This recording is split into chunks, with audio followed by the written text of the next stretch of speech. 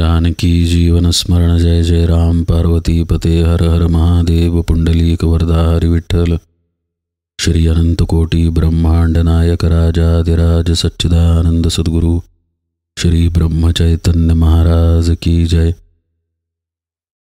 श्री महाराजांच्या सेवेमध्ये आपण दासबोध बघत आहे। काल आपण तिसऱ्या दशकामधले 1 ते 9 समास वेगानं बघितले।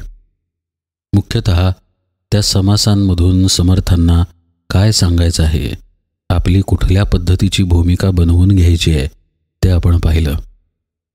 ती भूमिका आहे वैराग्याची। म्हणूनच या तिसऱ्या दशकाच्या शेवटी वैराग्य निरूपण समर्थ करत आहेत। आता वैराग्य म्हणजे काय? एखाद्या गोष्टीची इच्छा नाहीशी होणे म्हणजे वैराग्य आहे का? किंवा एखाद्या गोष्टीबद्दल कंटाळा किंवा अनासक्ती निर्माण होणे म्हणजे वैराग्य आहे का? ढोबळ मनानं हे अर्थ बरोबर वाटतील, पण वैराग्याचा खरा अर्थ तो नाही।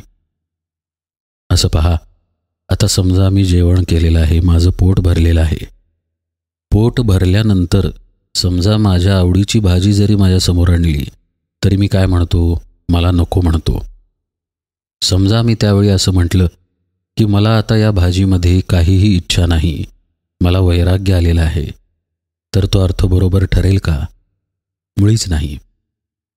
आता कुठल्याही गोष्टीबद्दलची इच्छा आपल्याला नसणं हे कुठल्या कुठल्या गोष्टींवर अवलंबून आहे। एकतर त्या वस्तूविषयीची इच्छा तृप्त झालेली असेल तर मग इच्छा होत नाही, जसं की आत्ता आपण जेवणाचं उदाहरण पाहिलं।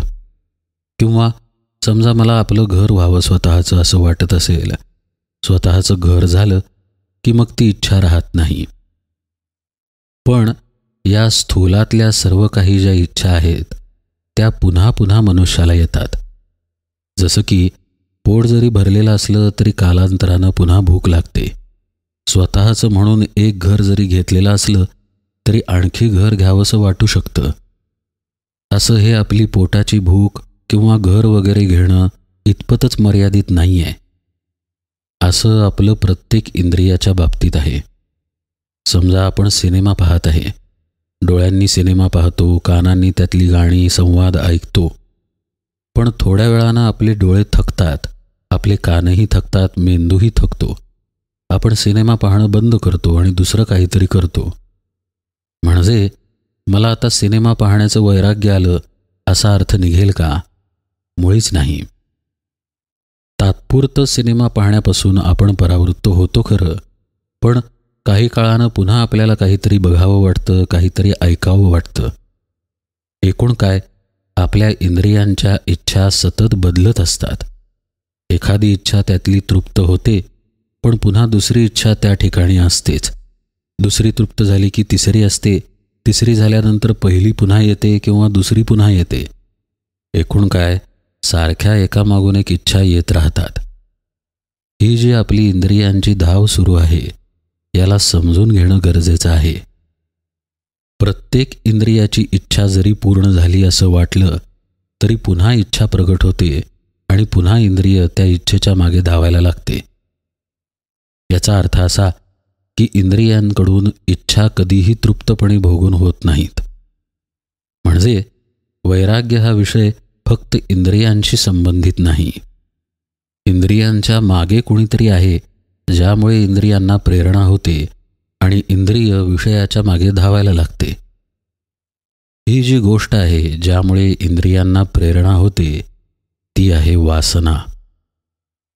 या वासनेपासून जो निवृत्त झाला तो खरा वैरागी आहे। ते खरं वैराग्य आहे जिथे वासना जिंकलेली आहे। त्यामुळे घडलं काय, ज्या वासनेच्या जोरावरती किंवा आधारावरती इंद्रिय वागतं, वर्तन करतं, ती वासना जिंकल्यामुळं इंद्रियाधीन जे जे काही सुख आहे, जे जे काही विषय आहेत त्याबद्दल कमालीची अनासक्ती निर्माण होते, कमालीची निरीच्छा निर्माण होते आणि हे वैराग्य आहे। वासना याचा सरळ सरळ अर्थ काही वेळा इच्छा असा केला जातो। म्हणजे इच्छा म्हणजेच वासना आणि वासना म्हणजेच इच्छा, पण ते तसं नाही। प्रत्येक इंद्रियांच्या मागे काही ना काही इच्छा आहे हे कबूल आहे. आता जसं डोळ्यांचं आपण उदाहरण पाहिलं की काहीतरी चांगलं बघावं असं वाटलं म्हणून डोळ्यांनी पाहिलं. पाहून पाहून डोळे थकले, दुसरं काहीतरी बघावं वाटलं. म्हणजे समजा डोंगर बघावे वाटत असतील तर त्याच्यानंतर दरी बघावी वाटली, त्याच्यानंतर नदी बघावी वाटली, मग चंद्र बघावा वाटला, मग सूर्य बघावा वाटला. वेगवेगळ्या वेळी वेगवेगळ्या इच्छा निर्माण झाल्या. सूर्याला पाहायची, नदीला पाहायची, या सगळ्या वेगवेगळ्या इच्छा आहेत. आणि हे असं प्रत्येक इंद्रियाच्या बाबतीत आहे. आता जिभेचं उदाहरण पहा. कधी गोड खायची इच्छा होते, कधी तिखट खायची इच्छा होते. तसंच कानांच्या बाबतीत आहे. कधी काय ऐकायची इच्छा होईल तर कधी काय, याचा नेम नाही. म्हणजे इंद्रिय वेगवेगळ्या इच्छांनी प्रेरित होतं हे वरकरणी दिसतं खरं, पण या इच्छा मुळात वासनेमुळे निर्माण होतात. मग ही वासना काय आहे? ही वासना आहे आपलं बहिर्मुख जीवन, आपल्या वृत्तींची, आपल्या विचारांची बहिर्मुख असलेली धाव म्हणजे वासना आहे. आत्मस्वरूप आपल्या अंतरंगामध्ये स्थित आहे. असं पहा, समजा एक कंदील आहे.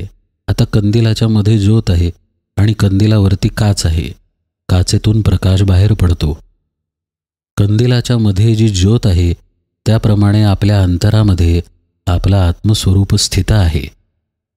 हे जे आपलं आत्मस्वरूप आहे तेच मुळात आपण आहोत याची जाणीव आपल्याला नाही आहे. आपण स्वतःला समजले जीव.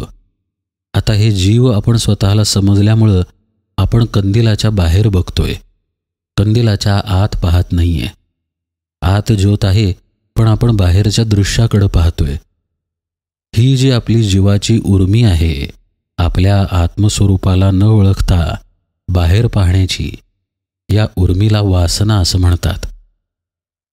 ज्या महात्म्याची किंवा ज्या साधकाची अशी अवस्था येते की ही वासना तो जिंकतो, तेव्हा त्याच्या ठिकाणी वैराग्य निर्माण होते. काल दशक 3 बघत असताना 9व्या समासानंतर आपण थोडासा 10व्या समासात प्रवेश केला. समर्थ वैराग्य निरूपणात सुरुवातीला काय म्हणतायत पहा.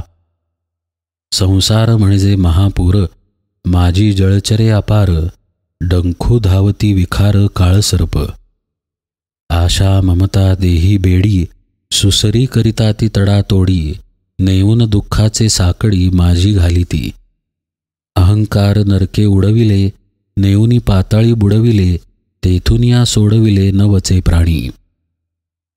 वैराग्य निरूपणाची सुरुवात करताना समर्थ रामदास संसार नावाच्या महापुराचं वर्णन करतायत की कसा या महापुरामध्ये आपला जीव गटांगळ्या खात आहे. आपण वैराग्याचा अर्थ बघताना बघितलं की आपल्या इंद्रियांच्या मागे या वासनेची सत्ता आहे. त्यामुळे इंद्रिय आपली विषय सुखामध्ये निमग्न आहेत. तिथून परावृत्त जो होतो तो वैरागी आहे, म्हणजे वासनेला जिंकलेला. मग हे समजून घेण्यासाठी वासनेमुळे आपली कशामध्ये गुंतवणूक होते हे समजून घेणं पण गरजेचं आहे. आणि ती गुंतवणूक आहे संसार नावाच्या महापुराची. म्हणून समर्थ सुरुवात करतात, संसार म्हणजे महापूर, माझी जळचरे अपार. एक गोष्ट लक्षात घ्या, संसार हा काही बाधक नाही, भगवंतानेच तो निर्माण केलेला आहे. बाधक आहे त्यामधली आसक्ती. एखाद्याचं लग्न झालेलं आहे म्हणजे ती व्यक्ती परमार्थी होऊ शकत नाही असा अर्थ नाही, किंवा एखाद्या स्त्रीला मुलं बाळं आहेत म्हणजे ती भगवंताची प्राप्ती करू शकत नाही असं मुळीच नाही. आजपर्यंत होऊन गेलेल्या अनेक संत सत्पुरुषांची लग्ने झाली आहेत, त्यांना मुले बाळे आहेत. म्हणजे या दृष्टीनं सुद्धा संसार परमार्थाच्या आड येत नाही. संसाराचा दुसरा अर्थ आहे जन्म मरणरूपी चक्र. जन्म, वासनेमुळे पुन्हा जन्म आणि पुन्हा पुन्हा जन्म आणि मरण, हे जे सुरू आहे यालाही संसार अशीच संज्ञा आहे. हे सुद्धा परमार्थात आडवं येत नाही. परमार्थात आडवं येतं ते फक्त आसक्त असलेलं जीवन, आपला मोह, आपल्या ठिकाणी असलेली ममता. म्हणूनच दुसऱ्या ओळीमध्ये समर्थ आशा ममता या दोन गोष्टींचा उल्लेख करून यांची बेडी आपल्याला पडलेली आहे असं म्हणत आहेत. आशा ममता देही बेडी, सुसरी करिता ती तडातोडी, नेऊन दुःखाचे साकडी माझी घालती. आशेमुळे, आपल्या ममतेमुळे, आसक्तीमुळे आपल्याला संसार नावाच्या महापुराची बाधा आहे. घरदार आहे, प्रपंच आहे, मुलं बाळं आहेत, पण आपल्याला ती माझी वाटतात. इथे आपली चूक आहे. गोंदवलेकर महाराज म्हणतात, तुमची मुलगी, तुमचा मुलगा, तुमचा नवरा, तुमची बायको हे भगवंतानं दिलेलं आहे असं समजून कर्तव्यबुद्धीनं प्रपंच करा. त्यामध्ये आसक्त होऊ नका. हे जे ते सांगत आहेत हा वैराग्याचा पायाच आहे. असं करणंच परमार्थामध्ये अपेक्षित आहे. अन्यथा जो वैराग्याचा विपर्यास करेल तो आपलं घरदार टाकून कुठेतरी निघून जाईल. मग महाराज म्हणतात, संन्याशी झाला, जंगलामध्ये गेला, झोपडी बांधली आणि झोपडीची काळजी करू लागला. मग घरादारानं काय वाईट केलं होतं? म्हणजे वैराग्य येण्यासाठी आतील वासनाच जिंकावी लागते, हेच सत्य आहे. ही वासना असल्यामुळं आपली कशी अडवणूक झालेली आहे किंवा आपण कशा गटांगळ्या खातोय हे समर्थ या समासाच्या सुरुवातीला सांगतायत. अहंकार नरके उडविले, नेऊनी पाताळी बुडविले, तेथून या सोडविले नवचे प्राणी. स्वतःच्याच इच्छेने समजा कोणी बुडला तर त्याला कोण वाचवणार? अहंकारामुळे माणसाचं असंच होतं. संसार आहे, संसाराचा अगदी महापूर आहे, पण आपल्याला अहंकार असल्यामुळं, आपली ममता, आपली आशा त्यात अडकली असल्यामुळं त्या महापुराचं स्वरूप आपल्यासाठी भयंकर आहे. असं पहा, जो आसक्त नाही त्याला हा संसार ही भगवंताची लीला ठरते, पण जो आसक्त आहे तो त्यात गटांगळ्या खाऊन बुडून मरून जातो. समर्थ म्हणतात, या अहंकारानं तुला बुडवलेलं आहे, अन्य काही कारण नाही. पुढे ते म्हणतात, काम मगर मिठी सुटेना, तिरस्कार लागला तुटेना, मद मत्सर वोहटेना, भुली पडली. एखाद्या पदार्थाची किंवा औषधाची भूल पडावी तशी आपल्याला आपल्या विकारांची भूल पडली आहे असं समर्थ म्हणतायत. कामवासनेची मगर मिठी सुटत नाही असं त्यांनी वर्णन केलेलं आहे. कामवासना तर झालीच, पण काम हा शब्द इच्छेला सुद्धा निर्देशित करतो. त्यामुळं आपण या निरूपणाच्या सुरुवातीला जे बघितलं की एकामागून एक कोणत्या ना कोणत्या इच्छेत आपली अडवणूक झालेली आहे. समर्थ म्हणतात, ही कामवासनेची, इच्छेची मगर मिठी सुटत नाही. तिरस्कार मनामध्ये आहे तोही जात नाही आणि षड्विकारही जात नाहीत. जणू आपल्याला भूल पडलेली असावी.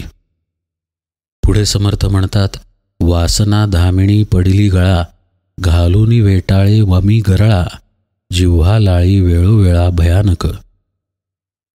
वासनारूपी धामीण गळ्यात पडते, गळ्याभोवती वेटोळे घालून विष ओकतीये आणि वारंवार भयंकर जीभ बाहेर काढून आपल्याला छळत आहे असं वर्णन समर्थ करतायत.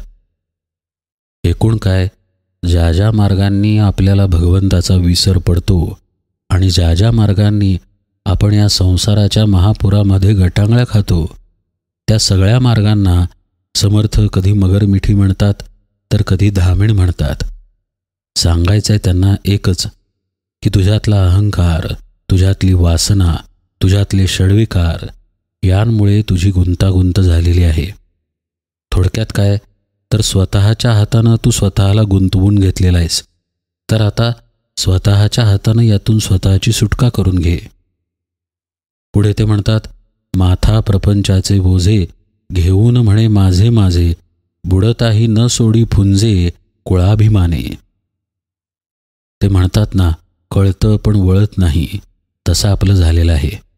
आपल्याला कळते की आपण कशामुळे बुडतोय, आपल्याला कळते की आपली आसक्ती आहे, इच्छा आहेत, म्हणून आपलं नुकसान झालेलं आहे, तरीही आपण ते सोडायला तयार होत नाही.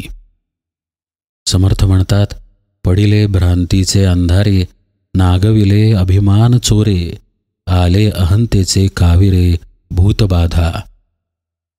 भ्रांतीचा अंधार पडतो त्यात अभिमानरूपी चोर सर्वस्व हरण करतो, म्हणजे अज्ञानामुळे विपरीत ज्ञान अर्थात देहबुद्धी उत्पन्न होते आणि त्यामुळे अहंकार उत्पन्न होतो आणि तो भूताप्रमाणे झपाटतो, असा याचा शब्दार्थ आहे. भ्रांती झाली आहे जीवभावाची. मी जीव, मज बंधन, मज आहे जन्म मरण, अशी आपली भ्रांती आहे. आणि तशी भ्रांती झाल्यामुळं अंगामध्ये अभिमान चढलेला आहे. या अभिमानामुळं आपल्या हिताचं आपल्याला पटत नाही आणि आपल्या देहाला आपण सत्यत्व देऊन बसतो. मी म्हणजेच देह ही भावना इतकी दृढ होते की आपण देहापलीकडील काही आहोत हे समजून घेण्याची कुवत नष्ट होते. हीच आहे देहबुद्धी. या देहबुद्धीमुळे अहंकाराचं भूत निर्माण होतं आणि त्याची बाधा आपल्याला झाली आहे, असं समर्थ म्हणतायत. ते म्हणतात, बहुतेक आवर्ती पडिले, प्राणी वाहतची गेले, जेही भगवंतासी बोभाईले, भावार्थ बळे. अशा रीतीनं पुष्कळ लोक या संसाराच्या महापुरामध्ये वाहून जातात, भोवऱ्यात अडकून तळाला जातात आणि त्यांचं जन्ममरण कधीही सुटत नाही. पण काही ठराविक लोक असे असतात जे भावार्थ बळानं भगवंताला हाक मारतात, मदतीसाठी त्याचा धावा करतात. समर्थ म्हणतायत, देव आपण घालूनी उडी, तयासी नेले पैलथडी, येर ते अभाविके बापुडी, वाहतची गेली. जे अभाविक आहेत ते कधीच वर येत नाहीत, तरत नाहीत. या संसार सागरामध्ये अनंत काळासाठी बुडून जातात. पण जे भाविक आहेत त्यांच्यासाठी मात्र भगवंत उडी घालतो आणि त्यांना तारतो. आता समर्थ हळूहळू या संसाराच्या महापुराच्या वर्णनातून वैराग्याकडे यायला लागले. हे वैराग्य उत्पन्न होण्यासाठी गरज आहे ती भगवंताच्या आठवणीची. अचानक वैराग्य आकाशातून पडणार नाही. नामाचा, भगवंताच्या भक्तीचा अभ्यास आवश्यक आहे.